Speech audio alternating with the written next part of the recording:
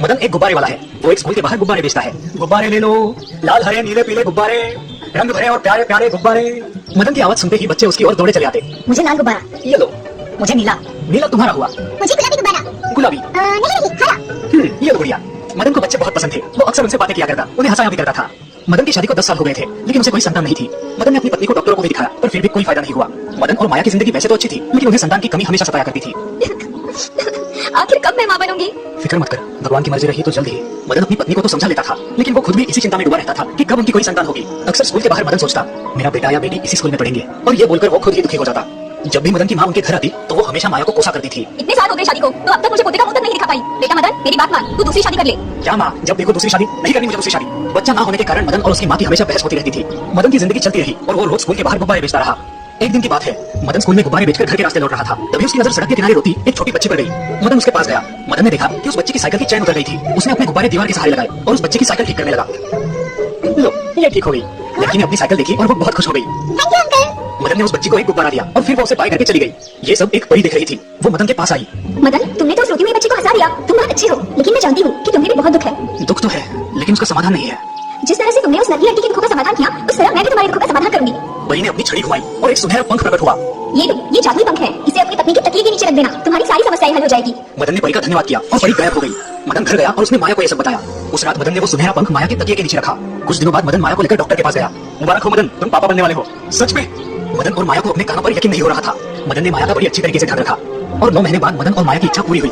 उनके घर एक नन्ही परी आई थी। क्योंकि तुम उस परी का तोहफा हो, इसलिए आज से तुम्हारा नाम परी है। मदन और माया का सपना परी ने पूरा कर दिया था, लेकिन इसकी असली वजह परी नहीं थी, बल्कि मदन की अच्छाई थी। तो दोस्तों, अच्छाई बांटने से बढ़ती है। मदन एक गुब्बारे वाला है। वो एक स्कूल के बाहर गुब्बारे बेचता है। गुब्बारे ले लो, लाल हरे नीले पीले गुब्बारे, रंग भरे और प्यारे प्यारे गुब्बारे। मदन की आवाज सुनते ही बच्चे उसकी ओर दौड़े चले आते। मुझे लाल गुब्बारा। ये लो। मुझे नीला। नीला तुम्हारा हुआ। मुझे गुलाबी गुब्बारा। गुलाबी। नहीं हरा। ये लो गुड़िया। मदन को बच्चे बहुत पसंद थे। वो अक्सर उनसे बातें किया करता, उन्हें हंसाया भी करता था। मदन की शादी को 10 साल हो गए थे, लेकिन उसे कोई संतान नहीं थी। मदन ने अपनी पत्नी को डॉक्टरों को भी दिखाया, पर फिर भी कोई फायदा नहीं हुआ।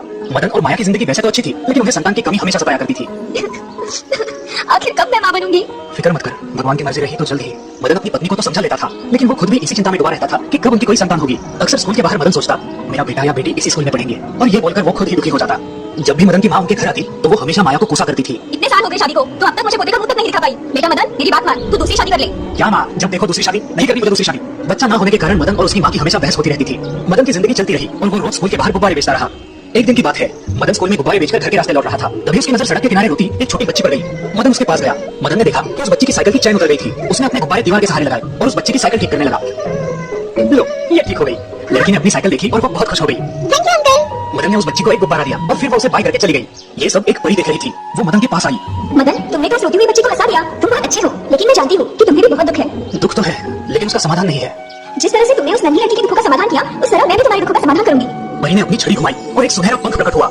ये लो, ये जादुई पंख है। इसे अपनी पत्नी के तकिए के नीचे रख देना, तुम्हारी सारी समस्याएं हल हो जाएगी। मदन ने परी का धन्यवाद किया और परी गायब हो गई। मदन घर गया और उसने माया को यह सब बताया। उस रात मदन ने वो सुनहरा पंख माया के तकिए के नीचे रखा। कुछ दिनों बाद मदन माया को लेकर डॉक्टर के पास गया। मुबारक हो मदन, तुम पापा बनने वाले हो। सच में? मदन और माया को अपने कानों पर यकीन नहीं हो रहा था। मदन ने माया का बड़ी अच्छी तरीके से ध्यान रखा और 9 महीने बाद मदन और माया की इच्छा पूरी हुई। उनके घर एक नन्ही परी आई थी। क्योंकि तुम उस परी का तोहफा हो, इसलिए आज से तुम्हारा नाम परी है। मदन और माया का सपना परी ने पूरा कर दिया था।